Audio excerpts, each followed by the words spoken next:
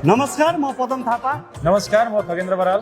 यही आउँदो अगस्त 7 गते झापाली समाज साउदी अरबको तेस्रो महाधिवेशन तथा सांस्कृतिक कार्यक्रम हुन गइरहेको हुँदा यहाँहरू सम्पूर्ण साउदी अरबमा बसोबास गर्नुभएका नेपाली दाजुभाइ दिदीबहिनीहरूलाई हार्दिक निमन्त्रणा गर्दछौँ। त्यसको लागि हामीसँग टिकट पनि उपलब्ध भइसकेको छ र टिकटको बारेमा थप जानकारी दिन म खगेन्द्र बरालज्यूलाई आग्रह गर्दछु।